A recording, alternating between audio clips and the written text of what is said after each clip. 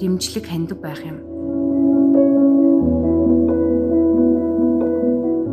Энэ төсөл хэрэгжснээр бол Сэлэнг аймаг нь бол залуучуудын хөдөлмөр эрхлэлт бол нэмэгдсэн байна. За дээрэс нь үйлчилгээний орчныг бол сайжруулахад бол хувь нэмрээ оруулна гэж харж байгаа.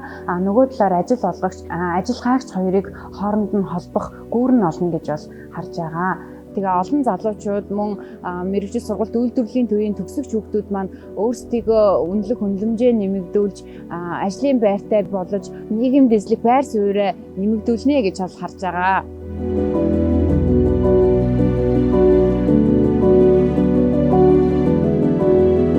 За манай төсөл нийтдээ бол 16 сая 500 мянган төгрөгийн санхүүжилтийг бол хүсэж байгаа.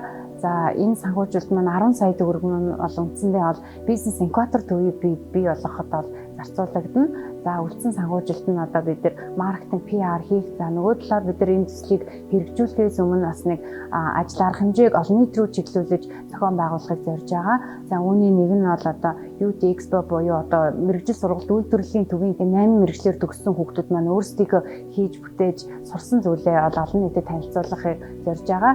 За хоёр дахь арга нь бол хөдөлмөрийн яамаг буюу Youth Job Fair гэж байгаа. За энэ нь болохоор мэргэжил сургалт үйлдвэрлэлийн төвөөс төгсөн гарч байгаа ажилгүй байгаа хүүхдүүд төгсөгч нар маань одоо ажил олгогч нарыг бол холбон зуршлах энэ ажлыг бол зохион байгуулна гэж бодож байгаа. За Сэлэнг аймагт энэ төрлийн үйл ажиллагаа одоогоор бол хийгдээгүй. За дараагийнх нь нэг үйл ажиллагаа бол бид нар өөрсдийн энэ санаачлага, энэ бизнес төслөө бас олон нийт рүү танилцуулж бол хөрөнгө босгох нэг үйл ажиллагааг зохион байгуулнаа.